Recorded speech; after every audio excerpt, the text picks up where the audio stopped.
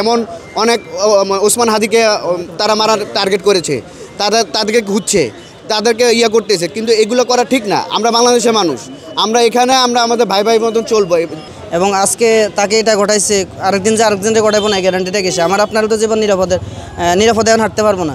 এটা যে কোনো দলের হোক না কেন, যে কোনো লোকটা হোক না কেন, মানে এটা সরকারের প্রতি আহ্বান জানাবো, মানে এটা দ্রুত মানে আইনের আওতায় আনা উচিত এবং এটা সুস্থ মানে নির্বাচনের আগে এই ধরনের যারা মানে এইসব কাজ করে থাকে তাদেরকেও খুঁটিয়ে মানে বের করা উচিত।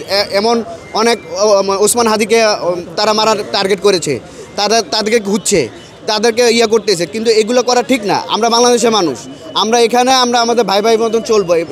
রাজনীতির হিসাব তো আপনারা করলে হবে না। যাই হোক, আমরা বলবো সরকারের নিকট এবং ডক্টর ইউনূস সাহেব বলবো এবং তত্ত্বাবধায়ক নিকটের কাছে বলবো যেন দ্রুতভাবে এই বিচার বিভাগীন দ্রুতভাবে তদন্ত করে এবং তদন্ত করে মানে সাথে সাথে যেন এটার শাস্তি ব্যবস্থা করে।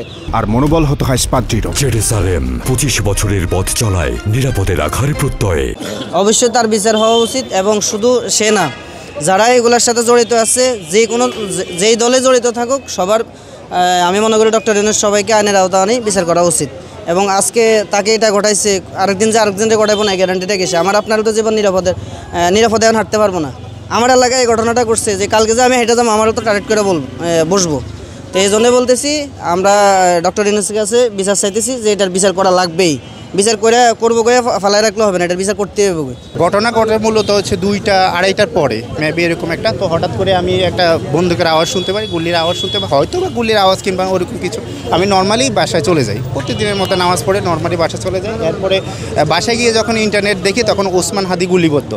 তো এই জিনিসটা আসলে খুবই খারাপ যে গতকালকে নির্বাচনে তফসিল ঘোষণা করছে, আজকে এই ব্যাপারটা আসলে ঘটনা ঘটলো।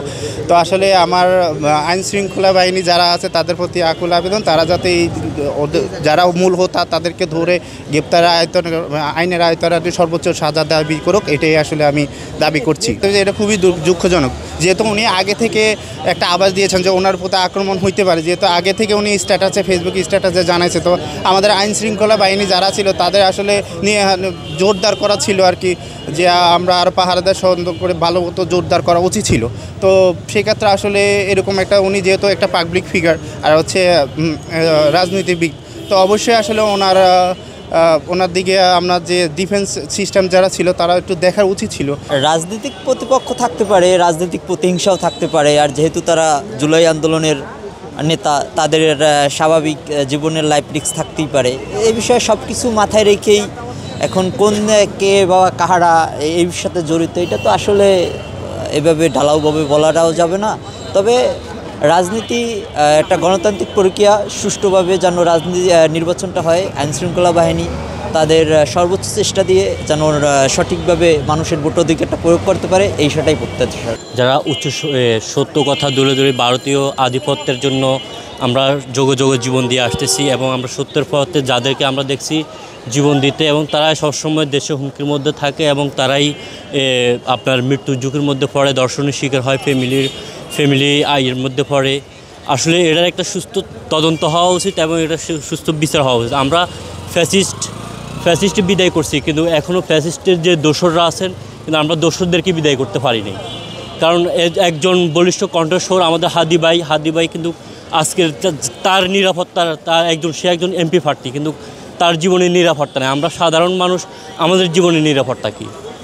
আজকে যেমন এখানে উনি আসছেন ওনার নির্বাচনের প্রচারণা চালানোর জন্য, কিন্তু উনি ওনার নির্বাচনের প্রচারের মধ্যে ওনাকে গুলি করে ওপেনলি গুলি করে চলে গেল, কিন্তু আমরা এটার কোনো দায় নিতে পারতেছি না। এটা তো আমাদের ব্যর্থতা, কারণ আমরা 5 আগস্টের পর থেকে এখন পর্যন্ত আমরা কোনো খুনের, কোনো দর্শনের কোনো কিছু বিচার করতে পারি নাই।